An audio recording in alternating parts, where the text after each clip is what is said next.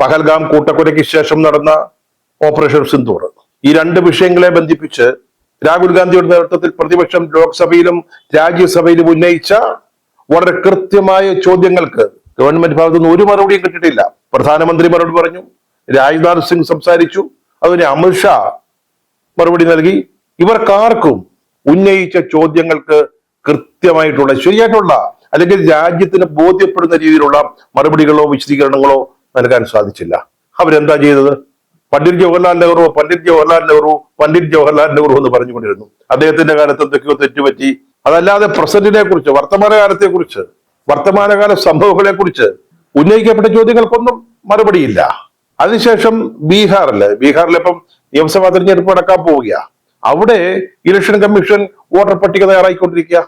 ധാരാളം ആളുകളെ ഒഴിവാക്കിക്കൊണ്ടിരിക്കുകയാണ്. BJPക്ക് വോട്ട് ചെയ്യുകയില്ല എന്ന് ഉറപ്പുള്ള ആളുകളെ മുഴുവൻ വോട്ടർ പട്ടികയിൽ നിന്ന് നീക്കം ചെയ്തുകൊണ്ടിരിക്കുക.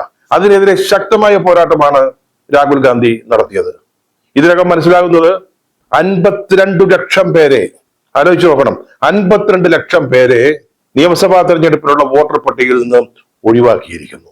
അപ്പൊ ഇതൊക്കെ ചെയ്യുമ്പോൾ ആർക്കെങ്കിലും പറയാൻ പറ്റുമോ നിങ്ങൾ ഒരു യഥാർത്ഥ ഇന്ത്യക്കാരനായിരുന്നുവെങ്കിൽ അങ്ങനെ ചെയ്യില്ലായിരുന്നു എന്ന്?